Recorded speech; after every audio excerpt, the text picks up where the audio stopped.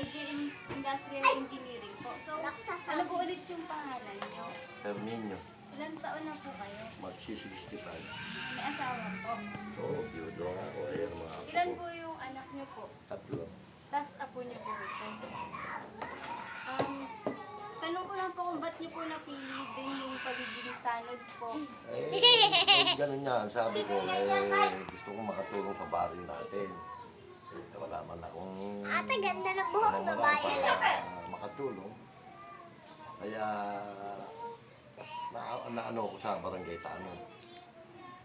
Hindi na naman kasi kung may nanong barangay Tanod, matagal. Year, halos more than, ako, mga 20 years halos na nagbabarangay Tanod. So, mahirap po ba yung ginagawa niyo po as tanod? Kasi mahirap. So, ano po ba yung mga experience or may na-experience na po ba kayo na parang may nahuli po kayo or may nahabol? May nahabol may nahabol din naman ako. Ay, baby, wag ka May pumunta kayo. pinapakulong pag nahuli. Pinikot Kaya ka talagang lang ko malas, ang kaya kid. talagang Hindi naman bayan. na, napipisure sila mo. Kuminsan naman, gumagawa ka lang ng mabuti. Ikaw pa nasisisi ng taong barrio. Yan ang mga experience namin sa tao.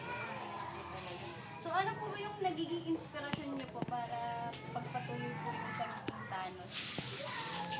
Inspirasyon namin, katulad ng mga magandang pakikitungo, diba, sa mamamayan. Magandang makitungo yung mga mamamayan. Nag-enjoy kami riyan sa mga ganyan. Lalo na yung pagpupuyat, nag-enjoy kami riyan. So, ayun po, yung trabaho niyo na po yun na yun, paano po parang nakakatulong po sa pamilya? Ano lang yung amin voluntary ano. Yung binibigay sa amin, allowance lang, hindi po. Allowance lang po, parang Allowance lang. hindi rin po parang patulong, Ano? hindi po sapat. So, yung pagiging tanod niyo po, ano po yung naging parang negatibong epekto naman po nito sa inyo or sa pamilya niyo po?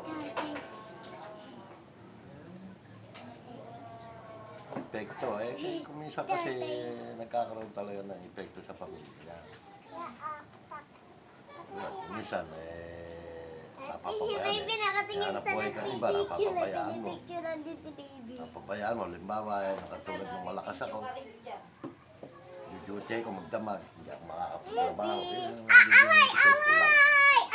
Kasi nagkakagalit kami nung nabubuhay ang asawa ko, nung malakas ako.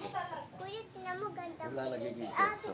Bukod po ba sa pagtatanod, ano pa Ayan, po yung kuya, tingnan mo yung pinagkakaabalahan ganda niyo yung pa po? bilis niya, wag.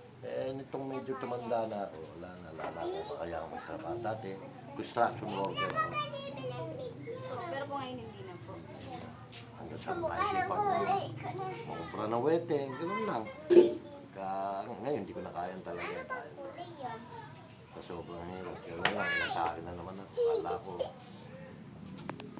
nagdaan ng kabutas ang karami ng pagkatay ko. Kaya lang. So, sige po, ito po yung huling tanong. Parang, sa inyo po, parang ano po yung kahalagahan niyo po as tanod po dito sa barangay natin? Or ano po yung parang nakakontribute niyo po? Nag-contribute ko nga lang yan. Yung naglingkod ka ng sa barrio. So, ganyan po talaga yung dedication niya sa barangay po natin. So, maraming salamat po sa time po. Thank you po.